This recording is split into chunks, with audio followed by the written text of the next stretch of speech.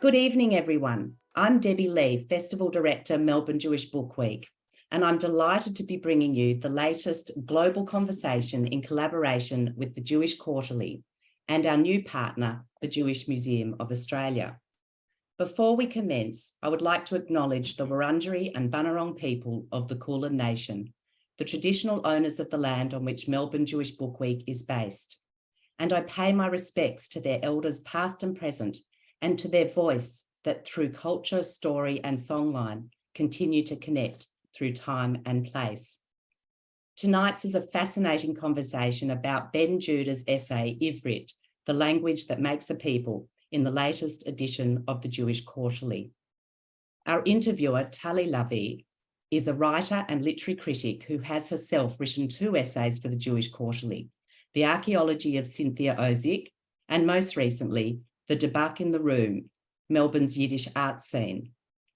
Her essays and reviews have also appeared in the Australian Book Review and the Saturday Paper, amongst other publications. Tali's essay, Counting, was published in Marina Benjamin's Garden Among Fires, a lockdown anthology. Tali has interviewed writers for Melbourne Jewish Book Week, Adelaide Writers Week, the Wheeler Centre, and other literary festivals she worked on. And she also worked on the programming team for Melbourne Jewish Book Week for a decade. And that brings us to our essayist extraordinaire, Ben Judah, all the way from New York. Born in London, educated at Oxford University, Ben is of Baghdadi descent. He has authored several books, including Fragile Empire, which was a study of Putin's Russia in 2013, as well as This is London with Picador Press, and the soon-to-be-released This is Europe, The Way We Now Live, which has been described as vivid, urgent, and unsettling. Ben has interviewed and profiled world leaders such as Emmanuel Macron, Imran Khan, and the UK Prime Minister, Rishi Sunak. As a journalist, he's covered wars and revolutions and has been a policy fellow, researcher, and writer for various think tanks and institutes in the UK, Europe, and the US. Ben has written for numerous media outlets, such as the New York Times and Sunday Times, and has been a guest on the BBC and CNN, amongst other broadcasts. He is a contributing writer with Politico Europe and a director and senior fellow at the Atlantic Council. We are honoured to have Ben Judah speak with us about his essay on Ivrit, a truly fascinating history of a language that has ebbed and waned, but ultimately continued to survive and thrive through the ages. Thank you so much. I will now hand over to Ben and Tali. Thank you, Debbie. Welcome, everyone, and welcome, Ben, into this kind of liminal space. I think within that acknowledgement of country that Debbie spoke about, and in the intonation of the names of the Wurundjeri and Bunurong peoples of the Kulin Nation, there resides the understanding that language is closely entwined with storytelling and self.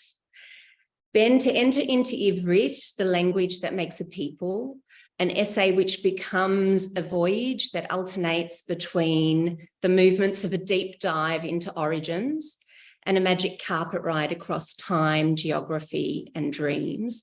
I thought we might start at the beginning. After all, the first word of the Torah is Bereshit. But as with most satisfying stories, it's complicated. How does one locate a beginning? Do we start with an encounter between you and a book in the New York Public Library? We might. There are many possibilities that present themselves in the telling of this story. So I thought we might begin at the opening itself. And I wondered, Ben, if you might read from it. I'd be delighted. Well, firstly, I should say thank you so much for kind of having me here today and for all your interest and support for the work I've been doing. So let's begin at the beginning. Was it guilt, boredom, or longing? I'm not quite sure. All I can tell you is that in the pandemic, I started seriously learning Hebrew. Ani lomed, at lomedet, anachnu lomdim. At first, the words could barely come out of my mouth. They got stuck on my tongue or in the back of my throat and made me stutter. Embarrassed by my sounds, I grew frustrated. My head felt like a sieve. Whole verbs and endings kept slipping through it. Ani koreh, at koret, anachnu korim. Excuses started creeping in. that I was too old or too internet brained to learn, that it didn't matter anyway. And then I would hear it there in the prayers, in a snatch of news, both alien and familiar, and I'd feel a deeper frustration of being the one unable to ask. Ani medaber, at medaberet, anachnu medabrim. And so I kept going. Slowly the words began to stick. The more I learned, as my sentences started to hold up, the more verses came out of the fog, until line by line, one paragraph at a time, then eventually page by page, I started to read. Ani zocher, at zocheret, anachnu zochrim. I had not expected what I experienced next. With this little jump in Hebrew, Jewish and Israeli culture began to feel stranger and further away. I found myself reading more and more about Ivrit, trying to pin it down, until I became convinced that I didn't understand this language, that the simple story that I'd been told of death and revival was wrong, till I felt I had never truly heard Israel before in all its harsh complexity, and longed to find guides who might lead me to understand the language and everything it means. Thank you. It's such a beautiful fall out of time or into time or something. And I wondered if you might tell us about the impulse to reach for Hebrew. What was it that propelled you towards it?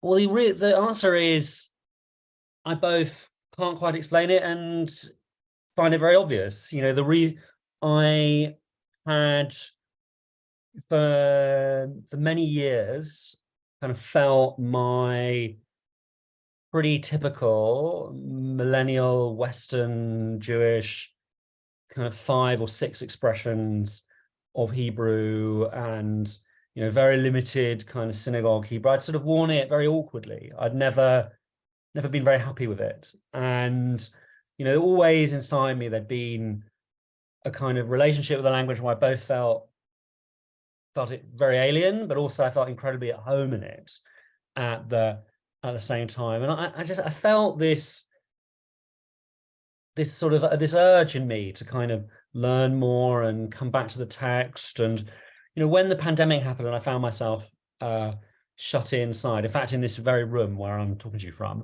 I'm sorry to do that to you. Don't worry, it's good. It's back, good memories. I felt, you know, in the same way that a lot of people found bits of themselves kind of popped out during the pandemic, or little strange habits that had never really been given the chance to breathe, take hold. I had this desire that I was going to seriously learn, you know, learn Hebrew. It just sort of came out of me. And I think as I kind of learned more and more, I realized that there were a couple of things that were coming together here. You know, one was an almost personal thing, is that I had studied with you know, traditional religious Judaism with a rabbi for a long time, a rabbi who very sadly kind of passed away during COVID. And in fact, my religious studies before and my studies of Hebrew were actually, for me, the same study. You know, it was the desire for, and in fact, my desire for the language had been prefigured, I think, through a lot of my religious studies. And I felt I kind of reached the limit of what I could learn, what I could experience reading, you know, Talmud or Torah without Hebrew. And then as I kind of learned more about Hebrew, I realized that in fact, the reason I felt awkward was because it is kind of awkward to be of one of the first few Jewish generations. I'm speaking as us as sort of Jews in the West, you know, from kind of Melbourne to Los Angeles and London, who don't speak a Jewish language in a way that our great-grandparents or grandparents or great-great-grandparents sort of would have. And if one looks back in time, as I began to do, you know, one finds, if one only steps back, you know, really, you know, within living memory, one finds most of the Jewish world speaking either a Jewish language like Yiddish or Judeo-Arabic, and having quite a large common mastery of Hebrew amongst its kind of elites and travelers, and and scholars. So the reason I felt kind of awkward and odd is it is a sort of slightly awkward and odd position to be in as a modern kind of Western Jew. And, you know, wouldn't be a Jewish conversation if there wasn't a kind of a joke. And like the old joke, you know, is that, you know, in today's world, you know, Britain and America, and I guess Britain and Australia are countries divided by a common language, you know, different countries divided by a common language. But, you know, Israel and the diaspora really seem to be the kind of inverse. It's one people divided by not having its own language in common. So that was where it sort of came from, these urges. And I should also say that I've learned languages for most of my life, and I love languages and I've always been fascinated by them. So before we travel to that encounter in the New York Public Library, just a really prosaic question, which was, what method did you use? To study, yes. To study. So, well, I kind of used sort of, you know, we really like started at the basement floor, you know, like sort of, I'd kind of forgotten even how to read sort of the kind of Aleph Bet. And then, you know, I did a prayer book Hebrew for about 6 months, like really the kind of course they teach you in kind of American kind of reform, liberal or conservative synagogues, you know, when you're a kind of advanced or ambitious teenager. And then we started on Ivrit B'Ivrit, you know, in Hebrew, in Hebrew, like the invention of which is actually something that I kind of talk about in the essay, and has a kind of connection to the whole story that kind of unfolds on that magic carpet ride. Yes. So I would like to go, even though I really want to ask you about, maybe I will do it anyway. So I want to go to Benjamin II, but before I get there, I'd like to ask you whether you think there was a longing in that confined space to travel, to do this kind of exploration that you were curtailed from doing. Well, not, you know, come to think of it, I hadn't thought of it like that. I think the answer is definitely yes. And, you know, I sat in this room, you know, I'm actually at my parents-in-law, and I, like a lot of people, we kind of ran away from New York when it began, because we were living in a very small place. And you know, really like two things I became obsessed about, which I didn't really understand why I'd become obsessed about them.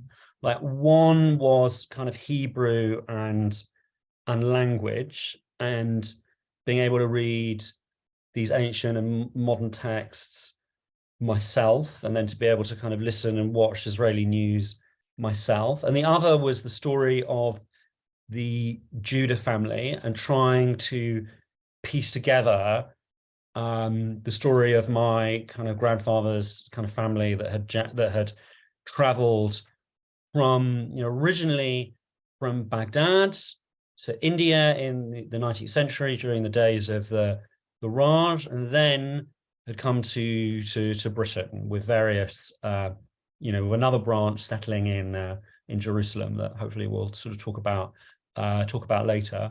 And I didn't do that research in this room. I did my little Hebrew research in between, you know, my actual job in this in this room during COVID. And then I've always suffered from kind of, you know, some elements of insomnia. And then basically when I was struggling to sleep, which on my phone, I did research basically online on my phone into trying to sort of discover the history of the family. And I was able actually to do that in Hebrew, which unlocked all kinds of things I'd never heard about or realized, including you know, some encounters that I heard about, a sort of distant rumor, but didn't even believe it actually taken place, such as a kind of distant relative who was the youngest attendee of Herzl's kind of founding conference of the Zionist movement, was actually, you know, the only Jew from Jerusalem to be there. And one of the, you know, which I found a kind of amazing moment of like an encounter of kind of Mizrahi, Middle Eastern, Sephardic Judaism, and this sort of tempo of history beginning to build out of Europe. And he had a very kind of interesting take on all of this. Indeed, and I definitely want to go back to him because he's just thrilling as a character and personality. But first, maybe let's step into that encounter at the New York Public Library. And it is with a lapsed Chabad Yidel from Foltecheny, about who you write was the last medieval Jewish traveller and the first modern one.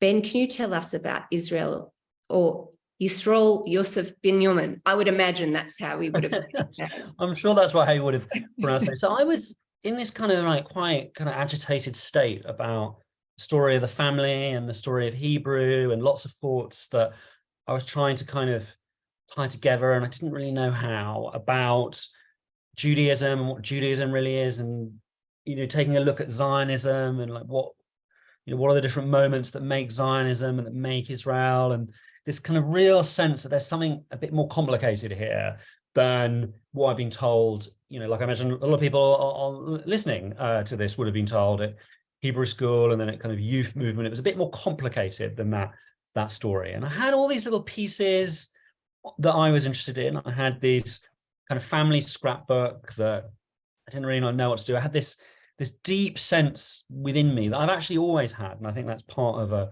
kind of Baghdadi Jewish heritage, that I could almost see, Baghdad in the 19th century, or Aleppo in the 19th century, or Calcutta in the early 20th century, even though I've never set foot in many of those places. And I felt I had no guides to this, no one to tie it all together.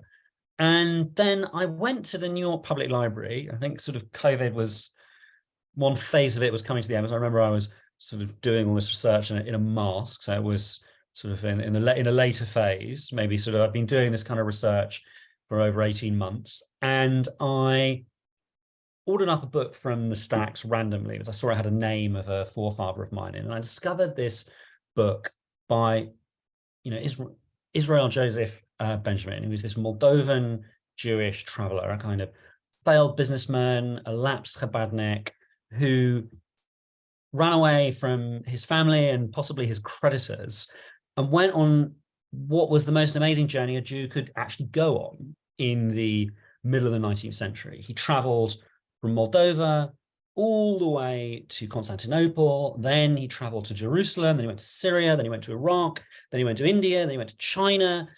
Then he kind of swung back and went all around North Africa. And I found this strange book because at one point on the journey, he met one of my great-great-grandfathers and had a conversation with him. And when I opened this book, I discovered a couple of amazing things. Firstly, this guy was like the last medieval Jewish traveler. He'd set off in the middle of the 19th century. So, Engels and Marx are at work in London, whilst this guy is leaving the shtetl, on a mission, hoping to see the lost tribes of Israel, like writing about kind of myths and legends like the river Sambation and so to speak.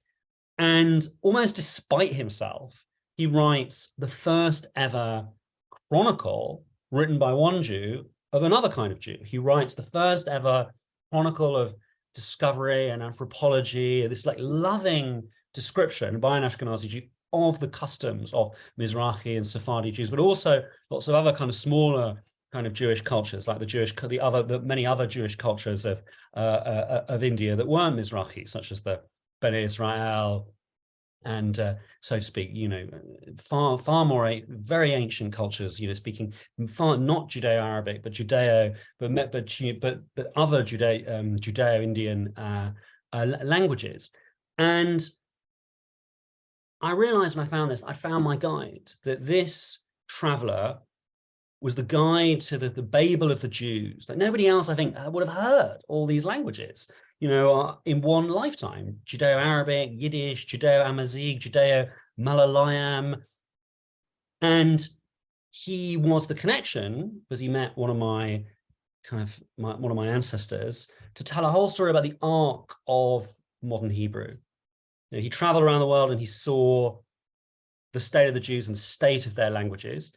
he was able to have all these conversations, and including speak to one of my ancestors through Hebrew, revealing, Hebrew in the kind of hours before dawn, when Hebrew was not a dead language, but still far more than we realize was a lingua franca, especially amongst the Jews of the Middle East, traveling long distances with one another, which enabled, Jewish travelers, and not just rabbis writing letters to one another, but occasional tradesmen, to talk between the Ashkenazi world and the Mizrahi world and the Sephardi world. So he reveals the kind of the Hebrew that never died. And then on his return to Europe, his desperate quest to publish this book reveals the birth of the modern Hebrew revolution. So Israel Joseph Benjamin wrote these notes, for this book. And a lot of them he wrote literally on the back of camels or in tents, and they were frequently stolen by kind of brigands as he traveled on the caravan routes through Iran and Persia, or dealt with very sort of sticky situations on kind of boats crossing the Indian Ocean or the Indian Ocean or across North Africa. He wrote it in Hebrew because he felt, because he could, and that was what sort of educated Jewish person would have been able to do at that time. And he longed to have it published. And he returns to a Europe where a Hebrew revolution of sorts has started. And one of the things that I was so interested about to discover through this man, his attempt to publish this book, is he arrives in Europe just as the first modern Hebrew novel has been published, and just as the first modern Hebrew newspaper has started to operate. And what very few people realize, and became instantly clear through this man and his quest to publish this book, was that a movement began in the early middle of the 19th century to save Hebrew as a language, and it preceded and it prefigured a movement to save the Jewish people in their ancient land. And already in the middle of the 19th century, you have these modern Hebrew newspapers, okay, kind of sprinkled with Yiddish and possibly not 100% grammatically kind of there, writing about world events. And one of them, Hamagid, was picked up this book, corrected the Hebrew, and then published it as one of its, and republished it as, because it felt that this book was sort of helpful to its cause of showing why Hebrew mattered, because he'd had all these conversations in the Middle East, including with Judah's past.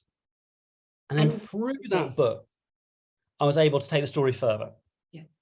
So also what you find is that there's this encounter. So this essay is filled with encounters, as you said, biblio encounters and then interpersonal encounters. But there's this encounter of David Gordon is how I know of him, because I know of him through street signs in Israel, right? But it's probably something else entirely. David Gordon, who knows?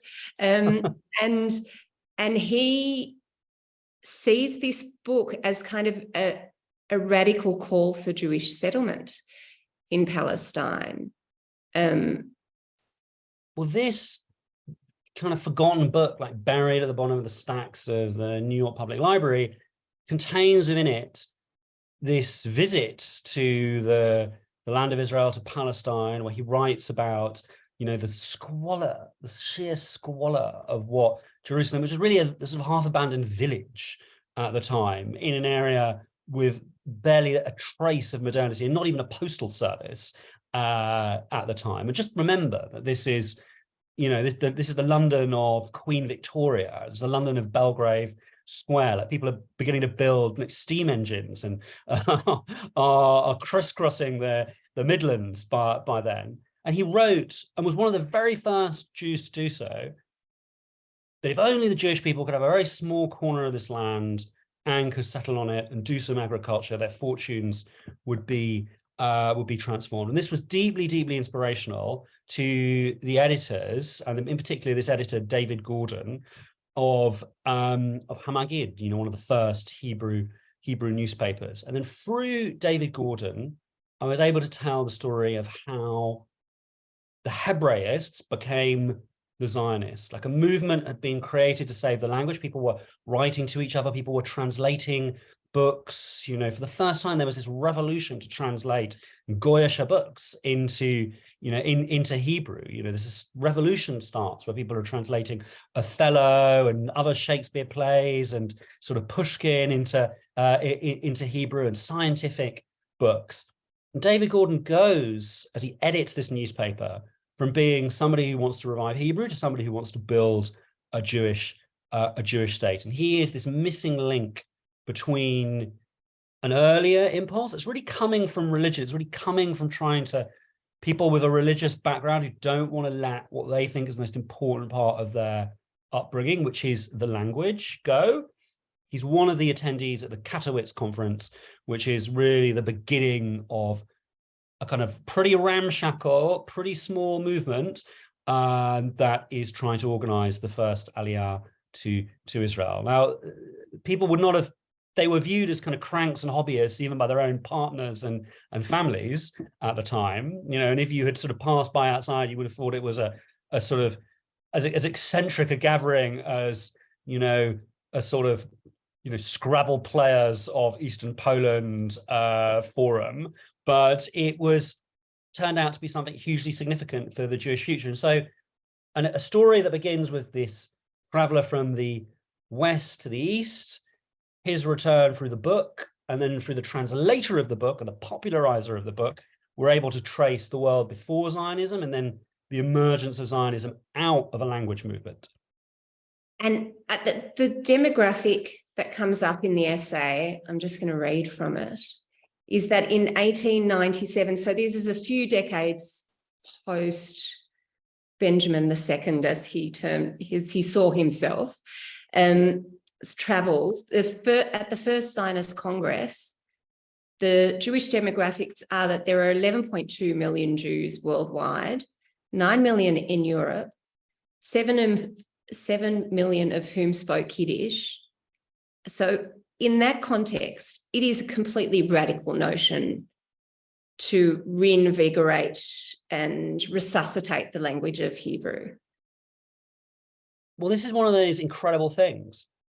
And what I was able to do in the essay is pick up that encounter between, you know, Benjamin II, and he called himself Benjamin II because he was really coming from a world where Jews only read religious books or Jewish books in the shtetl. And he was inspired by Benjamin Tudela, who did this sort of journey in the 12th century and had been this Jew from Spain, who'd gone all the way to Iraq, to the great centers of where the Talmud was composed and sealed, and then traveled, you know, around kind of Arabia to back to Spain.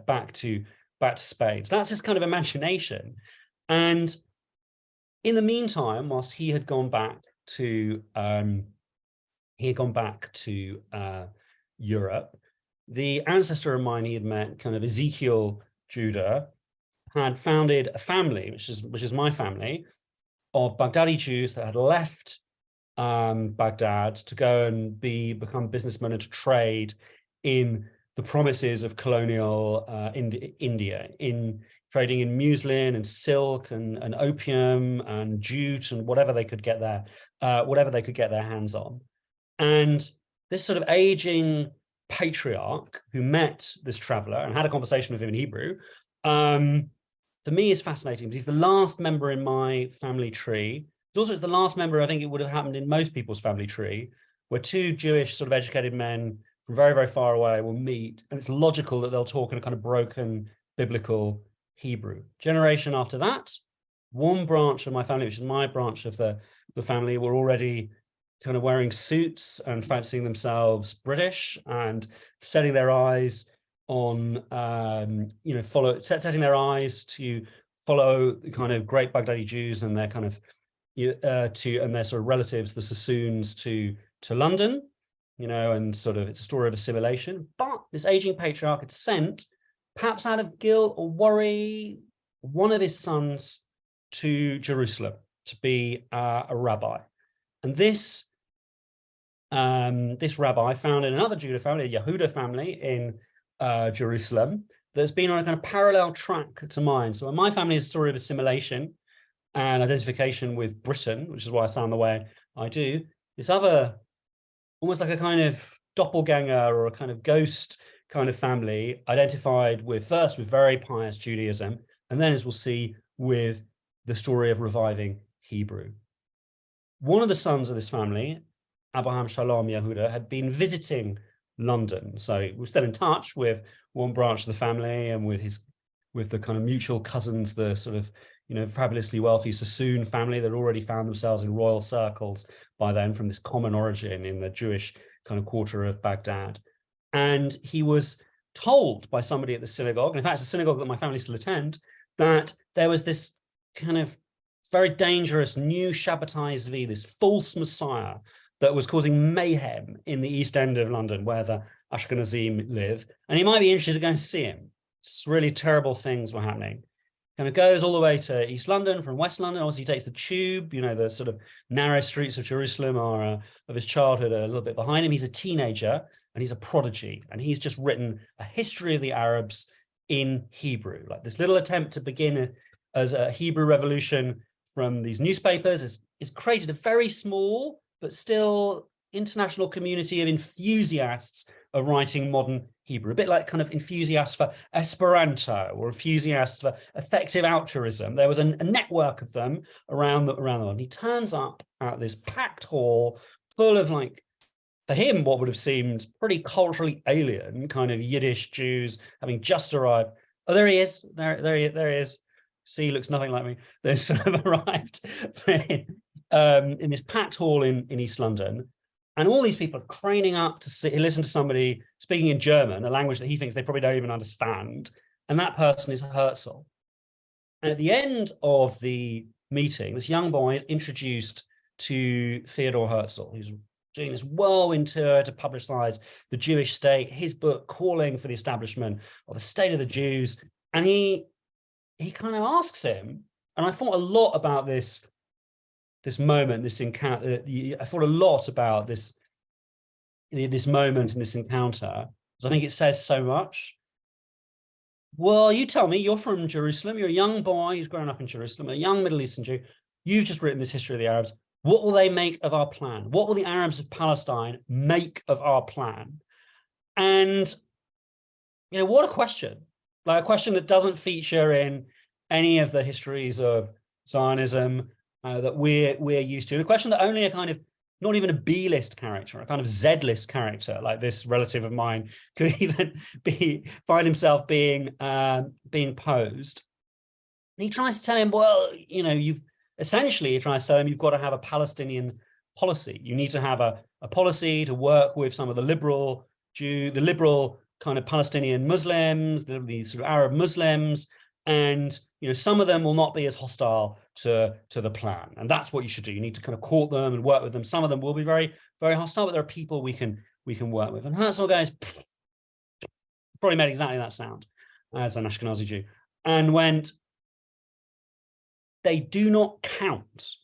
The fate of Palestine will be decided in Constantinople. And interestingly, for language enthusiasts, in the account that this relative Abraham Shalom Yehuda wrote of this moment, he writes, the fate will be decided in Kushta, which was the very old Hebrew word for Constantinople. Constantinople or Kushta is how he wrote it down in his kind of his memories of the event. And that's, for me, is a fascinating question, because I thought about it in the essay almost like a Talmudist, because in the kind of pshat, the kind of plain meaning of the text, well, I guess he was right. Like they didn't count, because the fate of Palestine was decided when the Ottoman Empire, a decision taken in Constantinople or Kushta, decided to throw its lot with Germany in the First World War. The fate of Palestine was decided by the great powers. The Turks go into battle and lose to the British, who take it over. And even today, its fate is to a certain extent decided by the great powers. But then, if one was going to look like a Talmudist at the drosh of it, the idea that there's another idea lurking within that, there's a kind of antinomial idea, that was completely wrong. And of course they count, and they've actually shaped everything since. So in the next part of the essay, I followed Abraham Shalom Yehuda, this champion for the Hebrew revival, this sort of overweight, kind of arrogant and slightly crankish, kind of eccentric. So I see a lot of the worst characteristics of myself in him, unfortunately, and I think maybe one or two of the best.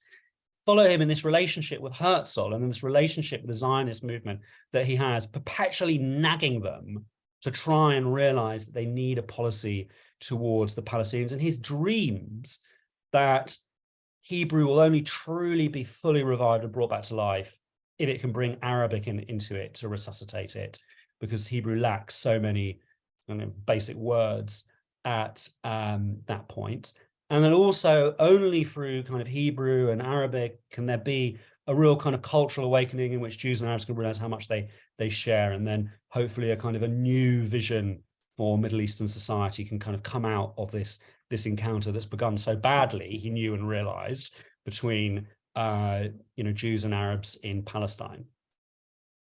It's a really interesting idea, and I'm just thinking of when you bring in some of his writings. So how do they exist? In what form were you reading them? Are there diaries or works of? Well, as a sort of warning to all pompous Judas everywhere, he was actually kind of well known at the time, Abraham Shalom Yehuda, but in the way history's turned and information, and almost all of his ideas have turned out to basically be wrong. And he was quite famous at the time. Was a friend of Einstein, a friend of Freud, and was sort of well known. But sadly, a lot of his work didn't really stand up, and he spent most of his career trying to kind of prove that there was a historical basis to the Bible in quite kind of adamant terms, which didn't always but he was in this world. He was in this intellectual world, like going for walks around Princeton with Einstein. I kind of wanted to be met Oppenheimer, actually, since he was in that world. And he wrote constantly. He wrote diaries and archives and kind of newspapers, and he probably would have knocked his computer in just that similar way. And he wrote charmingly and quite beautifully, and gives us this kind of quite a rare document, which is, how does a Sephardic, Mizrahi, Baghdadi, what he would have considered himself an aristocrat, as my grandfather also would have claimed to be, how does that person encounter Zionism? How does that person encounter this migration of Ashkenazi Jews to the Middle East in charge of a national movement, trying to create a state on their terms? And he's this, he fought this kind of long campaign, constantly badgering the kind of Weizmann and Herzl and all of these other kind of Zionist figures, to try and kind of understand the Middle East and realize what was precious in the Middle East as he saw it, which was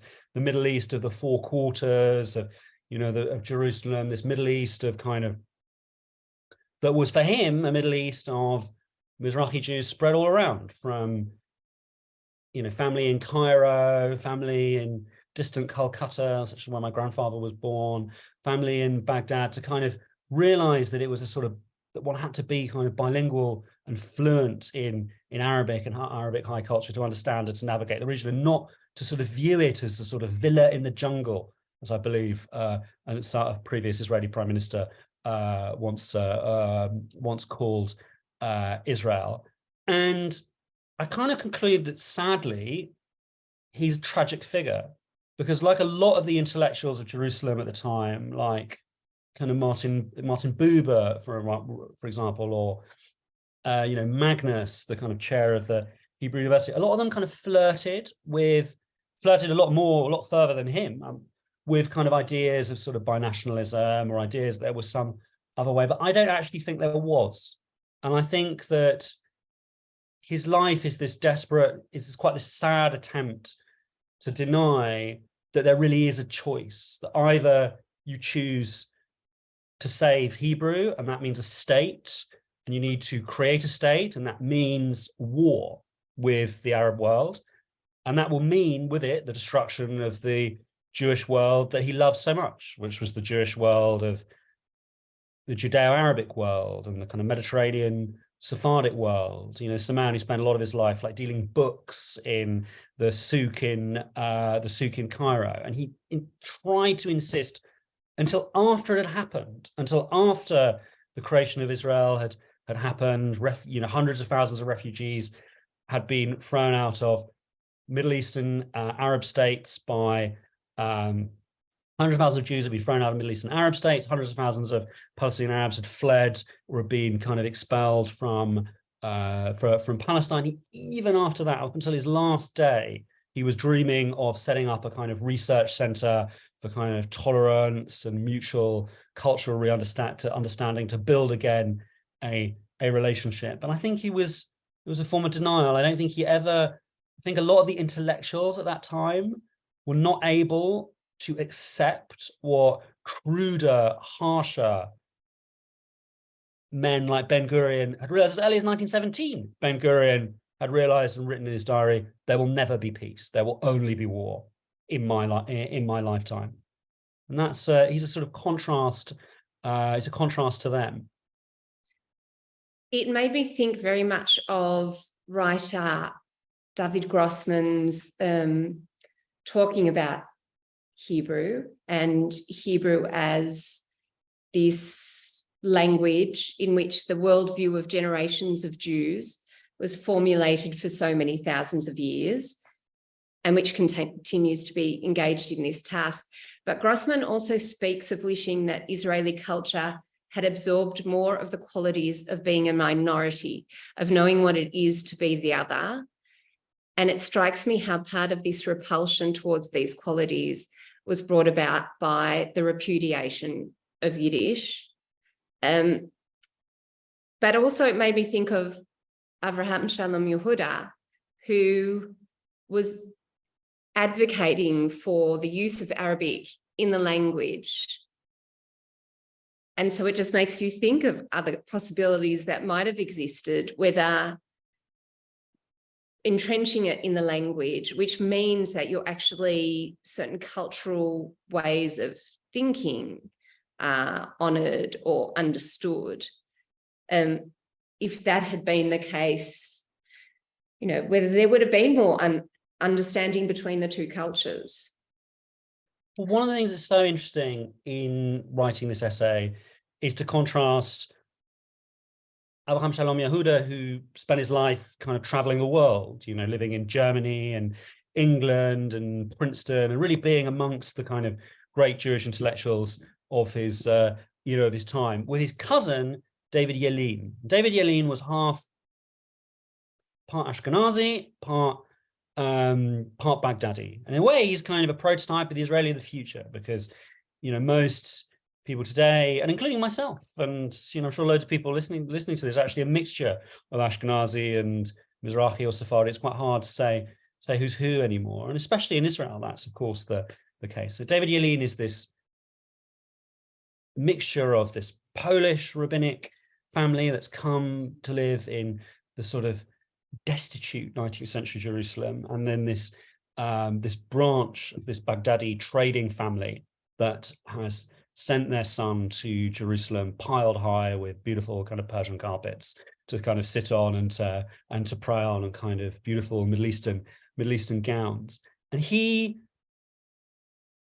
wanted to follow Avraham Shalom out of the country. He wanted to come to London. He was dreaming of some kind of escape, and travels with his parents to London in the 19th century, hoping to raise money from our cousins, the Sassoons, who refused even to see him. And he has this chance encounter at the synagogue, actually the synagogue my family still go to, where he's offered a job by another eccentric Sephardic Jew to come back to Jerusalem to teach at this new school that they're opening, the Alliance Internationale Israélite.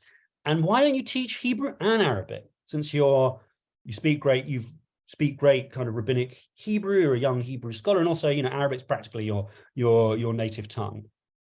So he goes back, and this was a huge sensation in this deeply religious Jerusalem at the time, that a respected rabbinical family could break the wall and send their son to become a Hebrew teacher. And he was the first person to teach Ivrit B'Ivrit, to teach Hebrew in Hebrew. And he and his sort of colleagues believed that it would take off, because unlike Ashkenazi Jews, Jews in the Middle East, were more used to using it as a lingua franca, and also found it easy to learn because it's so similar to Arabic. So a Jew traveling from Yemen to Baghdad, to Cairo, to Morocco, Arabic's actually pretty different. Not all of them could master classical Arabic. They would use a bit of Hebrew to speak, and they found it easy. Soon enough, the school was packed with kind of mostly young Sephardi or Mizrahi kids, learning Ivrit Bivrit, and it began to take off. And David Yelin was really the sort of Boswell, the understudy to Eliezer Ben Yehuda, who is not a relative, but who changed his name to make it sound more kind of authentic and Judaic. His original name was Perlman, and who is, often cast in the light of the kind of heroic founder of modern kind of spoken Hebrew. And David Yelin spent his life with him teaching Hebrew, trying to convince one family or after another to join the Hebrew-speaking community. And this looked so crankish as early as 1902. In 1902, Eliezer Ben Yehuda's wife bakes a cake for the 10th family to have gone Hebrew only in Jerusalem. And Herzl thinks this is crazy. He thinks that Hebrew is one dream too far. And he even kind of makes fun of Hebrew and the Hebraists in the Jewish state, going, how many of us even know as much Hebrew to order a railway ticket in the language? And it's kind of funny because it shows actually Herzl is this figure that doesn't really understand who he's leading. He's too assimilated, too cultured, too accultured to really know who his troops are and where they've come from, how they've come out of this language movement. And they're going to defy him and insist Israel, not Uganda, Hebrew, not German. It seemed logical to so it should be like Switzerland. Jewish people, 70% of them speak Yiddish, pretty similar to German. Switzerland, 70% of them speak German. And yeah, there's a kind of canton for French and Italian. We can have a canton for, Arabic or Spanish or whatever they want. It'll be small.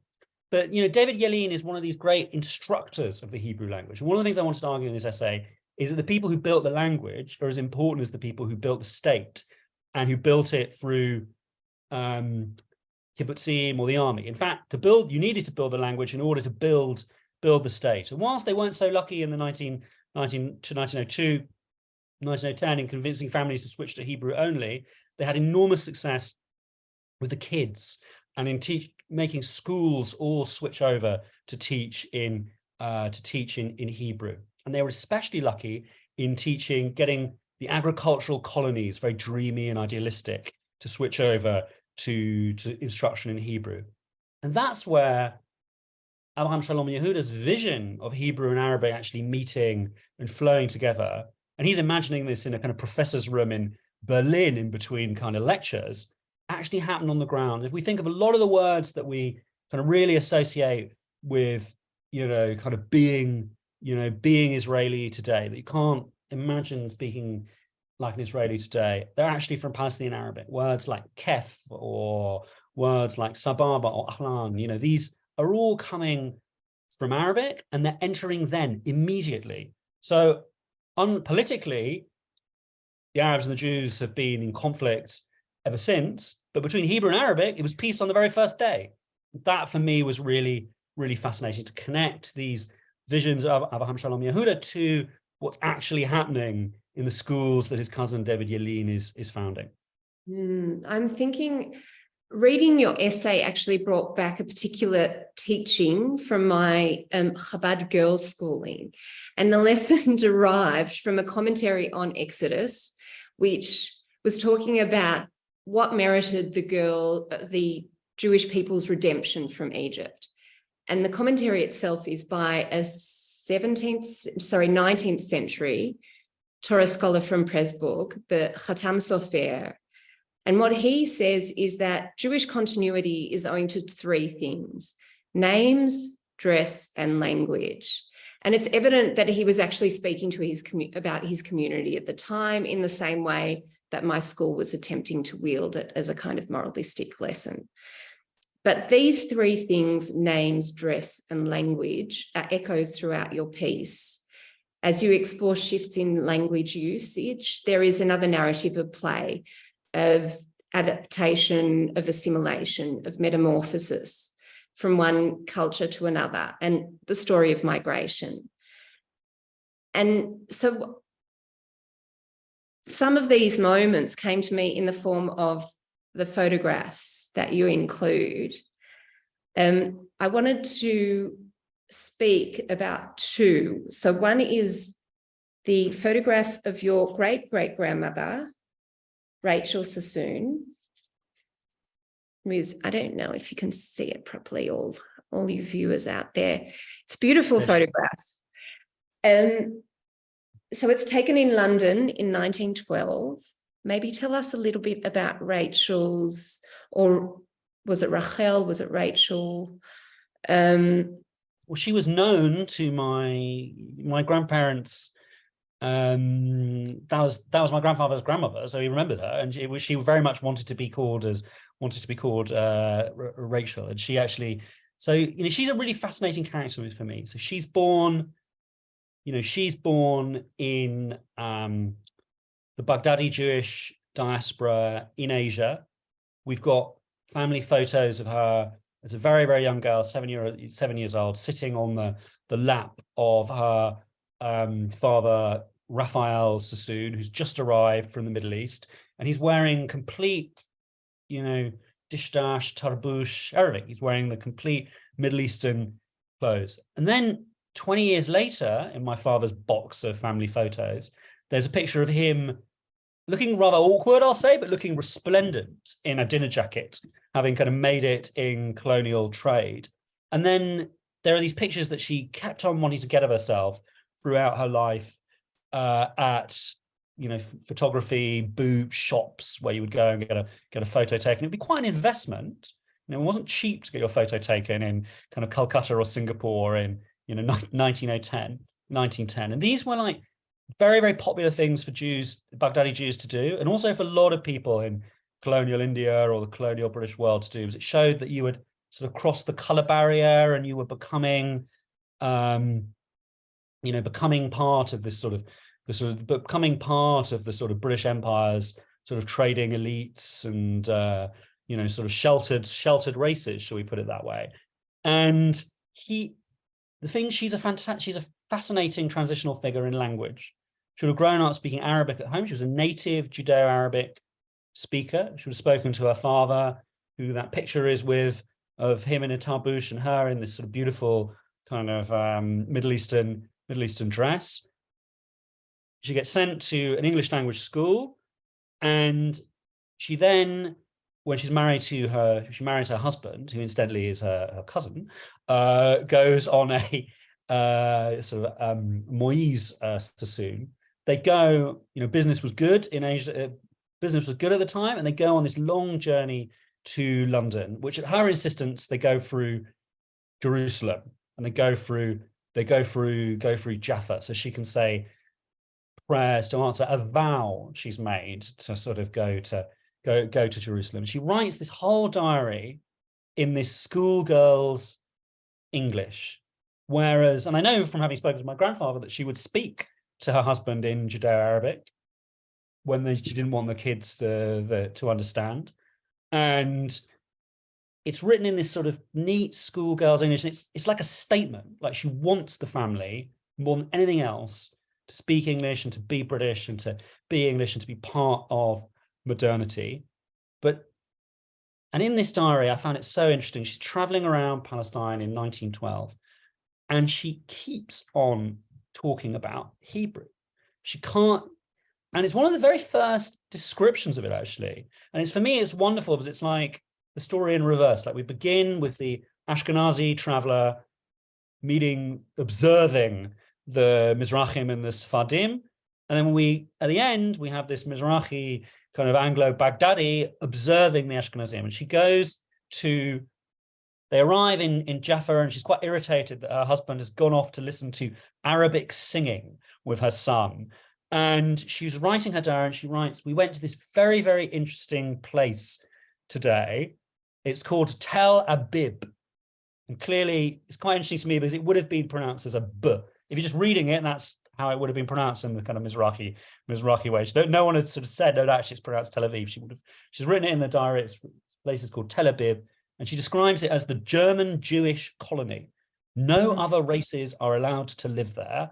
And it's very neat and tidy. And they've planted a few trees and some gardens. And maybe in a few years, it'll look nice. And she goes, everybody there speaks Hebrew, even the little children. And then she writes, for them, it is a living language.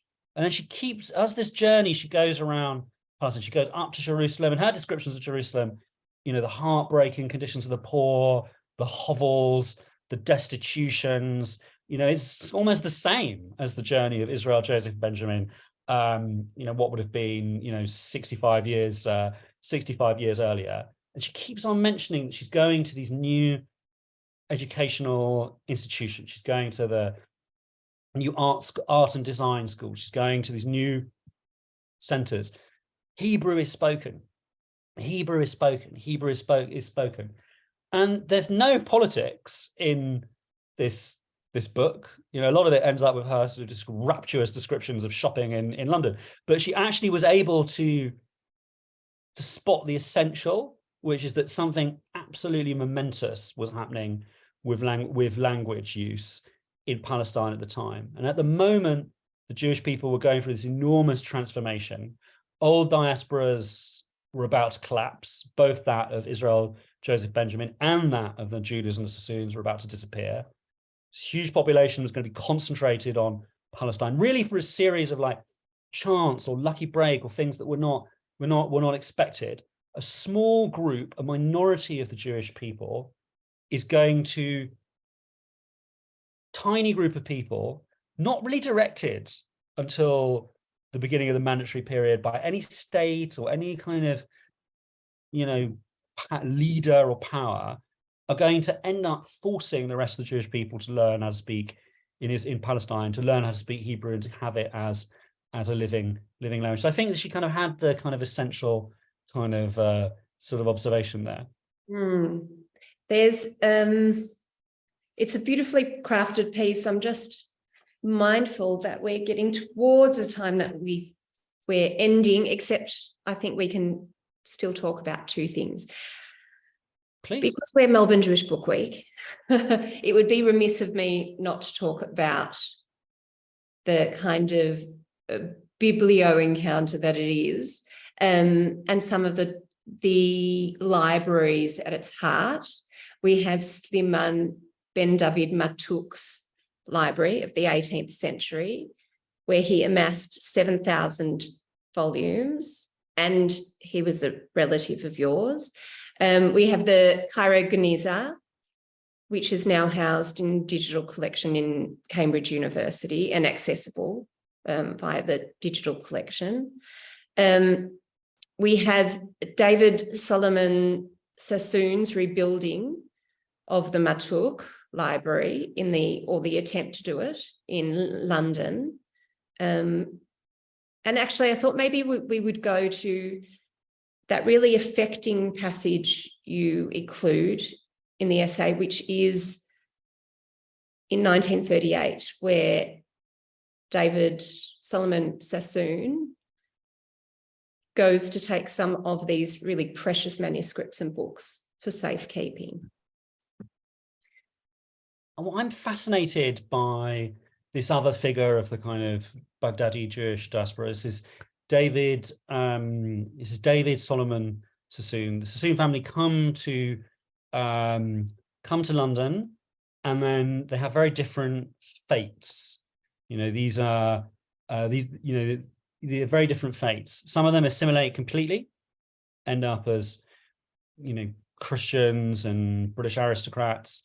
Some of them stay in a kind of half assimilated but still Jewish kind of West London life as a sort of strange kind of Jew, kind of much more English, but also somewhat upper class and sort of a little bit away from the kind of Ashkenazi North London Jewish community. And then one branch of them become Haredi, and they go and they live in Israel. And all these kind of stories came together when my grandfather's cousin put on an exhibition about the Sassoon family, and these are her relatives, in New York.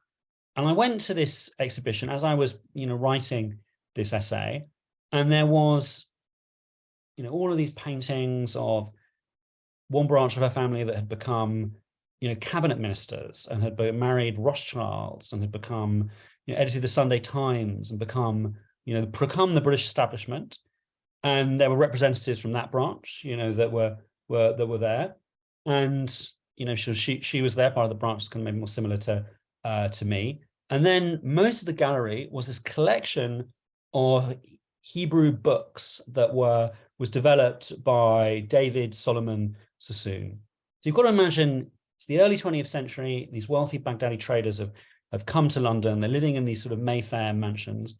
And one of them isn't interested in the Conservative Party, the House of Parliament, hanging out with the royal family or the races, and becomes obsessed with, like a Borges character, with Jewish languages and Jewish books, and of saving and restoring this great collection as much as possible of this great library of my ancestor, David Solomon Matuk, that assembled a library of 7,000 books in Baghdad hundreds of years before.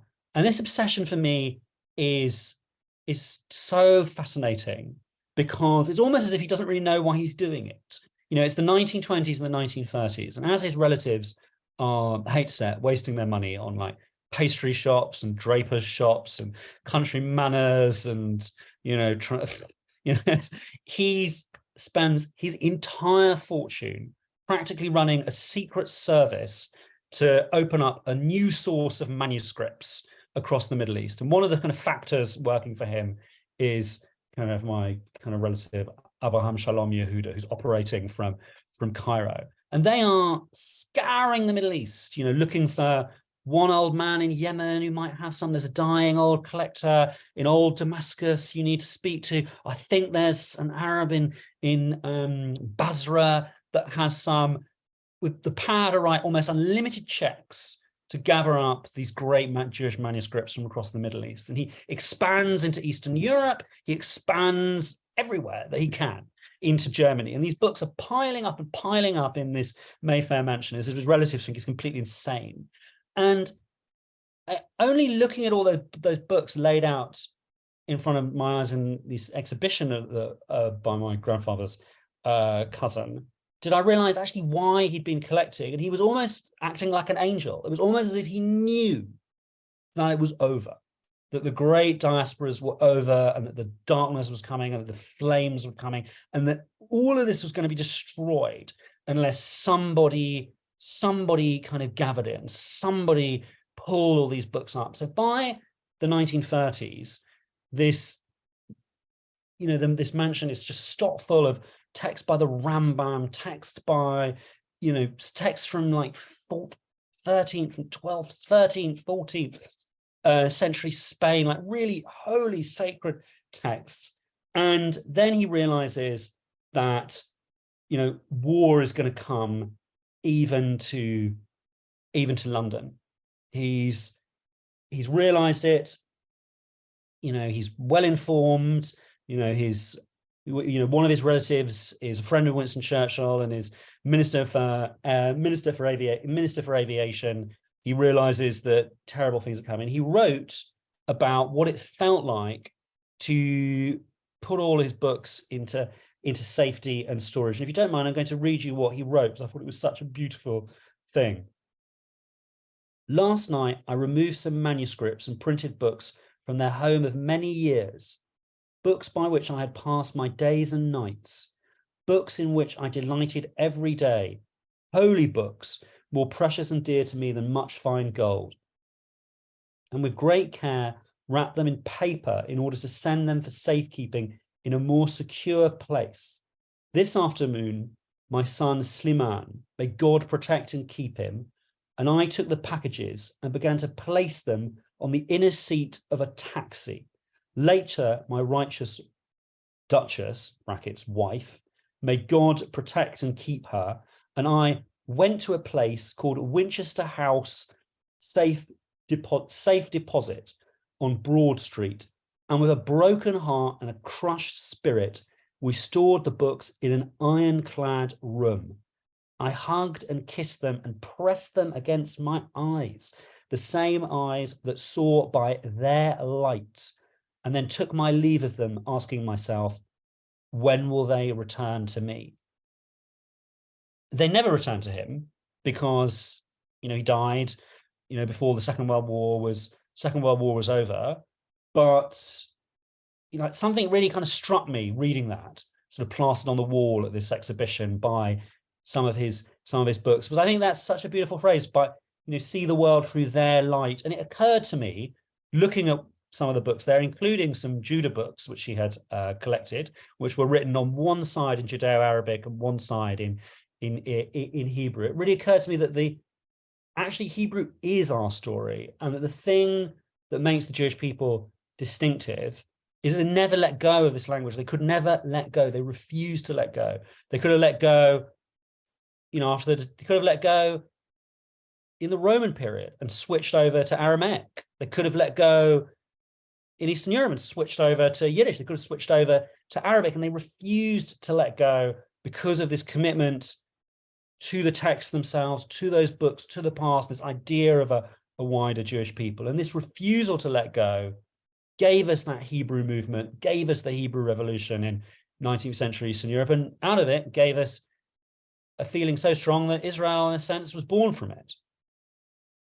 On that note, I must say it was very difficult to let go of this conversation, and hence we have gone quite a bit over time, but absolutely fascinating. I think your ancestors are looking down on you with such pride because you haven't let go. Language and culture are combined. This essay is a must read. And I must also add that there is a special promo code for anyone that isn't a subscriber already. It's JQ20BW. So please do subscribe to the Jewish Quarterly and continue your membership with Melbourne Jewish Book Week. Tali, thank you so much. We could not have had a better moderator, interviewer, conversationalist than you, so well versed in this subject matter. But Ben Judah, you are a sensation. Thank you very much for your contribution to our Jewish Quarterly Global Conversations. And on that note, I will say good night. Thank you.